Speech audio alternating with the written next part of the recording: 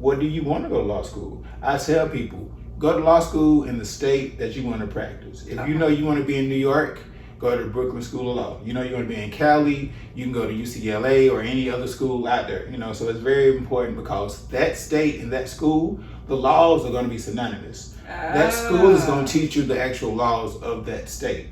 So for me, I knew I was going to practice in Alabama, so I ended up going to the Thomas Good Jones School of Law in Montgomery, Alabama. And so in short, you need the LSAC, okay? You have to go to lsac.org. It is a web-based application site where you put together your letters of recommendation. You're gonna need at least 3 to 5. Oh yeah, those are key. Correct. And your GPA, don't really worry about your GPA because you're gonna get an opportunity to get an even playing field with your LSAT. It's a law school admissions test, all right?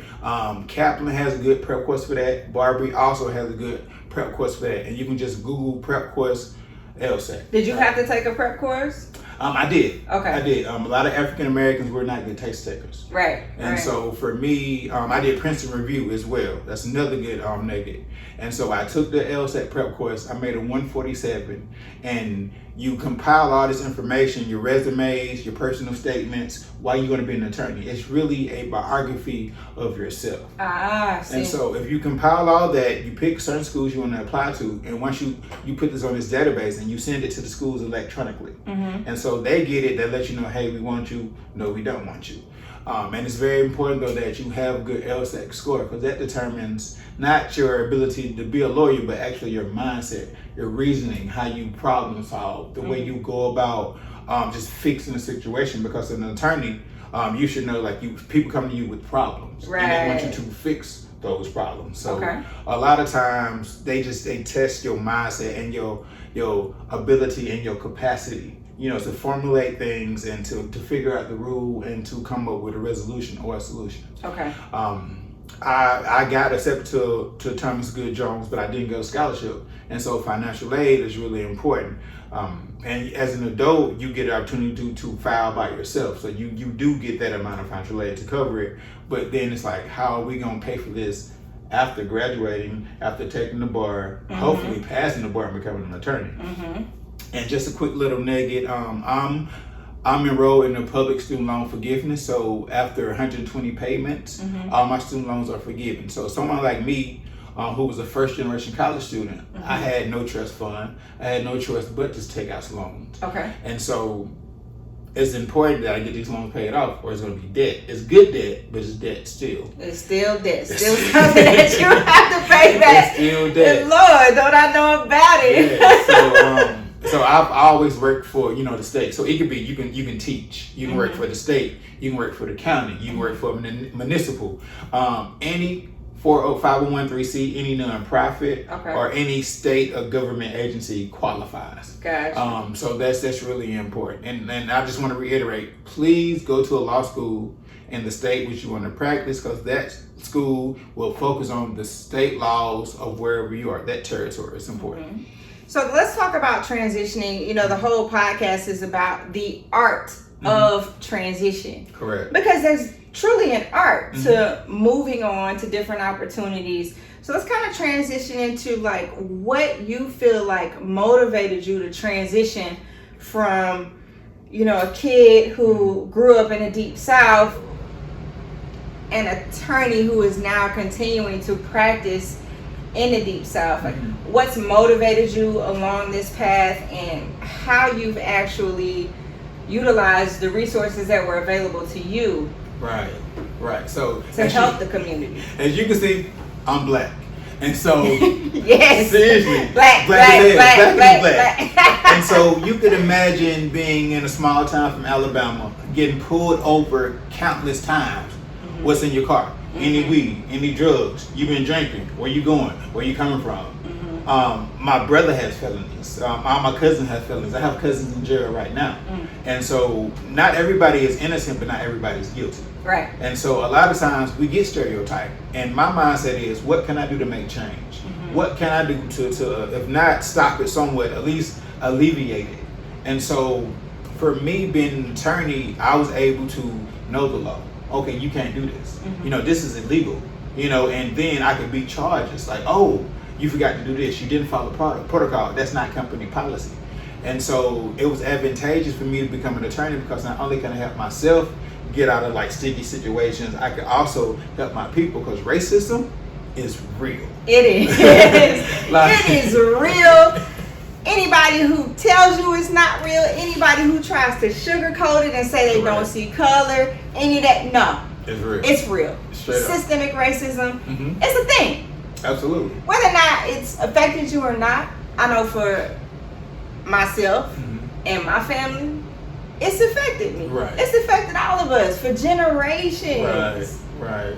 Absolutely. So it's real. So it's like, what can I do? And you'll be surprised, even in my career field, a lot of my clients, they look just like me. I was telling you a story earlier how I met a client and he was like, "Are you a lawyer? You my lawyer?" And I'm like, "Yes." And he's like, "But you look like me."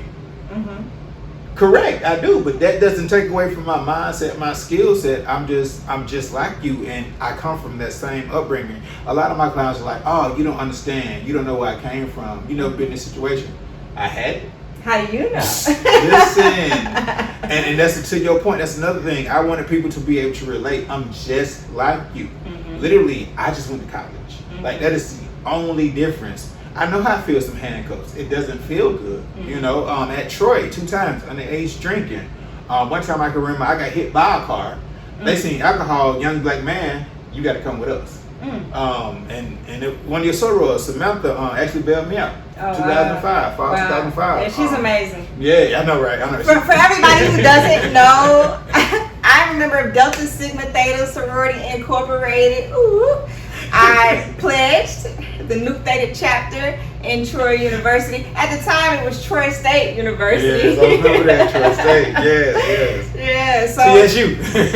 TSU has now transitioned on, and now it's Troy University. Right. So everything goes with transitions, and the point of it all is to just be able to grasp everything and to really figure out where we are and how we can help people as we transition, because it's a natural thing for businesses, for people, for our bodies, for our minds. We're going to transition through so much as we continue to live, and when we're not living anymore, we're making other transitions, and the stories about us are going to transition through different phases. Absolutely, and the word transition makes me think of one phase. And to the listeners, like, growth is important. I can remember. Do you remember Dean Reeves? Herb Reeves. Yes. So Dean Reeves is the at our school. He's still employed there. He's the dean of student services. True story. He threatened to kick me out of school my freshman year. Wow. Do you not know that was the same man that wrote me a letter of recommendation to law school? What? Yes. And growth and transition. Absolutely. Now, I could not be more proud of that. And I love to say that statement. Yeah, that's amazing. True story. When I tell you that you had to have some type of turnaround for that to happen. Absolutely. Okay. Well, I just want you to take a second to really talk about yourself and what you're doing right now. Okay. You know, how you transition. For those of you who really just don't understand how people move from place to place, how people will transition from different career sub-segments and things like that. Right. Talk a little bit about what you're doing for the community. Okay, so I am a huge advocate of giving back. Everything I've ever done has been community oriented, simply because I came from that low income household, that broken home, that domestic violence household. And I saw a lot of things which I shouldn't have seen as a child. And so for me, I never had a father. My dad died at AIDS when I was 8 years old. And so for me, how can I be a mentor, being that I never had a mentor? How can I be a father that I never had a father? So that's extremely important. And so one of the things we do is I volunteer at the At Promise Center. It's located in the Bluff, the worst part of Atlanta, East Atlanta, near the Buckhead area. And I myself was an at-risk youth. And so for me, I go back and again, I relate because I look like them. You know, I go shoot ball with them. We go hoop.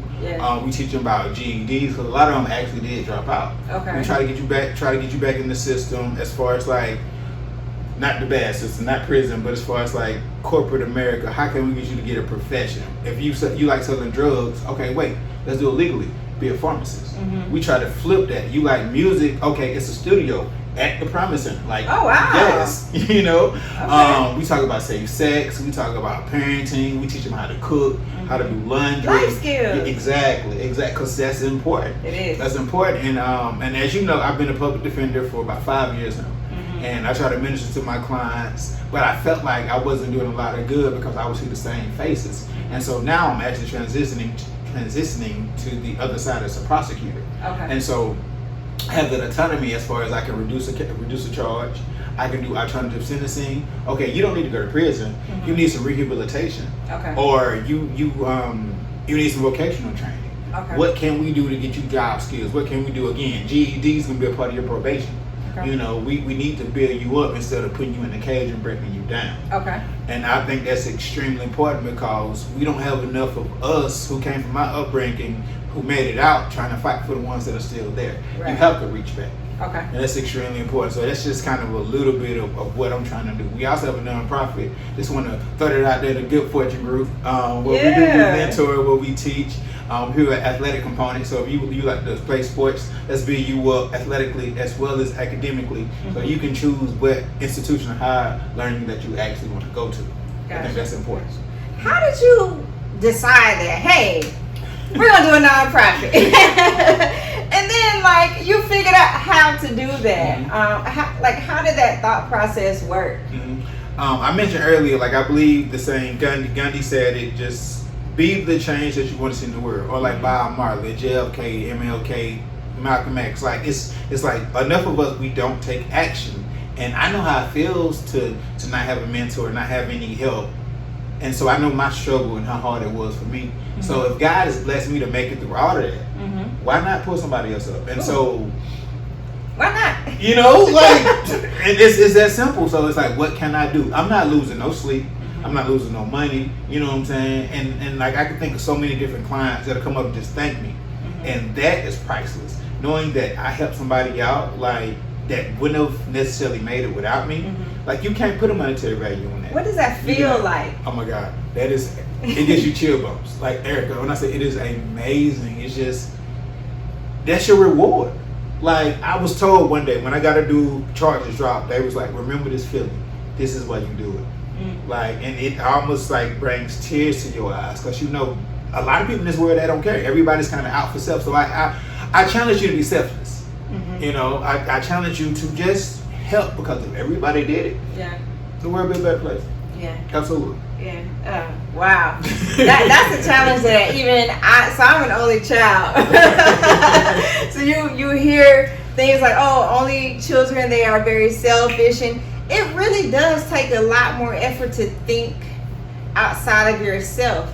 Correct. And I had a conversation with a mentor per se, and we talked about the difference in, you know, I think maybe he's around like his late 50s, and we talked about the difference in, you know, their generation and our generation. Correct. And he said one of you guys' greatest challenges is going to be to think outside of yourself. And that is definitely a call to action. It is. For all of us to think outside of ourselves. It's a challenge. Absolutely, because a lot of us are like, hey, look at me, you want that attention. But like, I mean, if I can talk a little bit about my faith, like, what we're supposed to do is supposed to glorify God. And so it's not supposed to be about self. You know, like, I don't want the recognition. I don't need the recognition. Like, that attention does not do me any good, you know? And so if we all think about like we do it for glory of God, or we do it to benefit somebody else, and we just have that mindset change, your way of thinking, then, and I think we can accomplish those goals and literally save our generation from the demise we headed towards. Gotcha. And that's beautiful. Can you let the viewers know, let the listeners know, like, how they can get in touch with you, how they can get involved in your nonprofit, even if it's like something that's not physical, if you want donations, just go ahead right now, let them know the name, the Instagrams, the websites. Right. Okay, so right now, it's Good Fortune Group, and shout out to my best friend, my frat brother, Barry Louis Gould. I love him. But you can reach us at IAMMRFORTUNE@gmail.com. IAMMRFORTUNE@gmail.com. Is that MISTER or MR? MR. Okay. MR, yeah. I appreciate the clarification. Okay. Oh, and tell them what French you in. Make sure you represent. Shout out to the bros. You see the text. Statified chapter, 1976, Cap Episode Returning Incorporated. I am a new 10 weeks of hell. Shout out to my DP Hulk. But definitely that was a part of the journey. You know, pledging capital, achievement in every field of human endeavor. But definitely the Good Fortune Group, you can find us on the web. You can also, like I said, hit the email, IAMMRFORTUNE@gmail.com. And just whatever you guys want to do, you want to link up. We can, any activities that you guys want to be a part of, let us know. I have a person on Instagram, ONLY, the number 1 roast, only one roast. I think it's important to be an individual, and I believe I am that. So, you know, get in touch, reach out. If we can come to your community, we can clean up, we can mentor, we can talk about financial literacy, education, being a young professional. I'm always here to help. Man, you are truly making moves and transitioning through so many different parts of the community. It's just, it's really touching. Thank you. He ain't done with me yet, though. For real. I believe God is a woman. That's a whole nother conversation. Well, hey, listen, she expects more of me. That's cool. I'm okay with that. We can talk about that on another day. Okay. I just really appreciate you Not a problem. spending your time with us. It's hard for young professionals to link up. Our time is in demand, and right now we're living through a pandemic. We are dealing with so many issues in regards to race and just what we look like. Right here, you have 2 young professionals with locks. I say. Okay.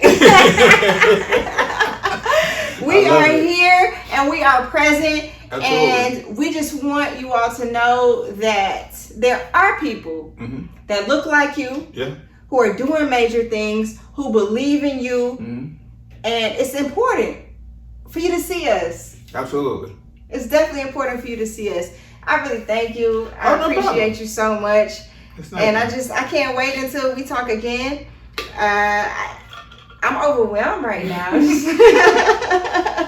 Thank you so much. Not a problem. Anytime. Seriously, anytime. I enjoyed it.